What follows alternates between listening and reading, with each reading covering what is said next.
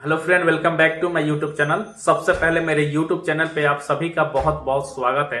दोस्तों, आज की इस वीडियो में हम बात करने वाले हैं पैरासीटामोल सस्पेंशन और पैरासीटामोल ड्रॉप्स के बारे में।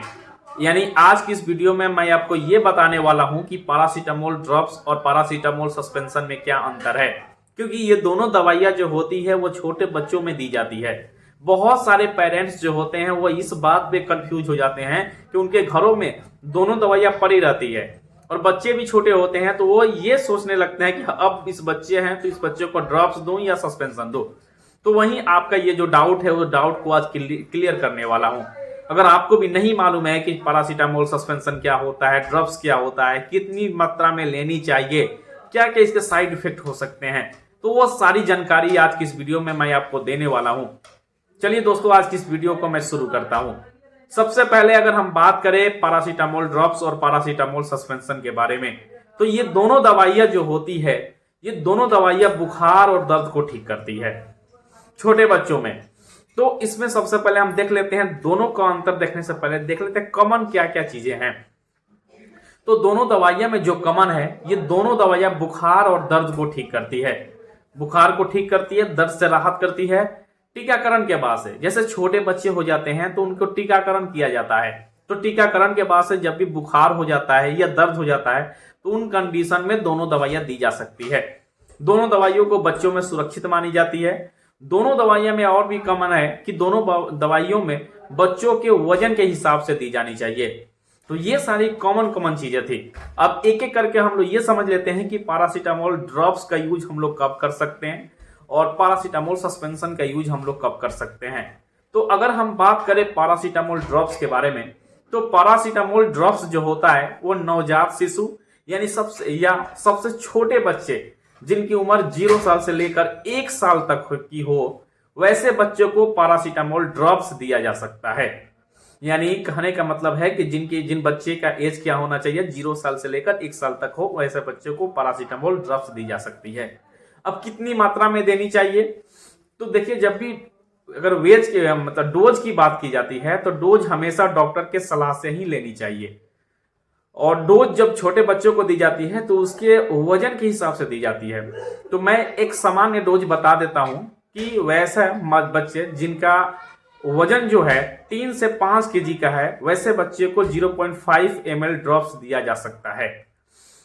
दूसरा, वैसे बच्चे जिनका वजन जो है वो 6 से लेकर 8 केजी का है, तो वैसे बच्चे को 0.5 ml तब ड्रॉप दिया जा सकता है।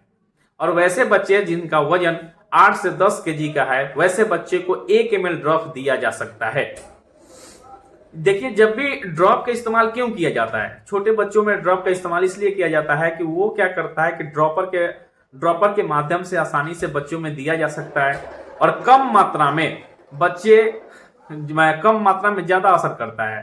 जैसे छोटे बच्चे होते हैं तो वो सिर्फ नहीं पी पाते हैं, तो उनको ड्रॉप के माध्यम से दिया जाता है।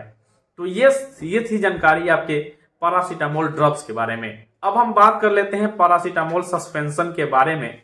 तो पैरासीटामोल सस्पेंशन यानी 1 साल से अधिक के बच्चे को दी जाती है, या ऐसे बोल सकते हैं कि स्कूल जाने वाले बच्चों को हम लोग सस्पेंशन दे सकते हैं।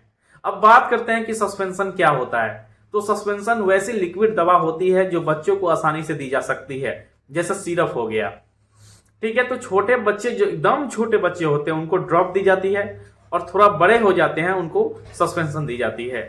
इनकी भी अगर वेज की बात करूं, डोज की अगर बात करूं, तो डोज हमेशा डॉक्टर की सलाह से लेनी चाहिए।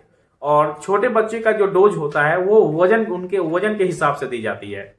लेकिन मैं एक सामान्य डोज आपको बता देता हूं कि अगर वैसे बच्चे हैं जिनका वजन जो है 11 से 15 केजी है, तो वैसे बच्चों को 5 ml सस्पेंशन यानी ड्रॉप सस्पेंशन दिया जा सकता है।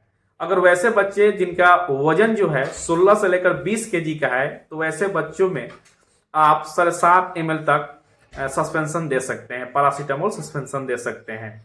और वैसे बच्चे जिनका वजन 21 से 25 केजी तक का है, तो वैसे बच्चों में आप 10 ml सस्पेंशन दे सकते हैं।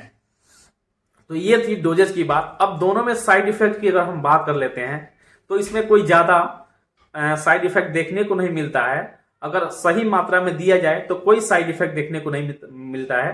लेकिन कुछ कुछ कंडीशन में साइड इफेक्ट जो आपको देखने को मिलेगा तो वो चक्कर का आना, उल्टी होना, यही सब छोटा मोटा साइड इफेक्ट आपको देखने को मिल जाता है। तो आई होप कि आपको ये समझ में आ गया कि पैरासीटामोल सस्पेंशन कौन से बच्चों में दी जाती है और पैरासीटामोल ड्रॉप्स जो होता है कौन सी बच्चों में दी जाती है।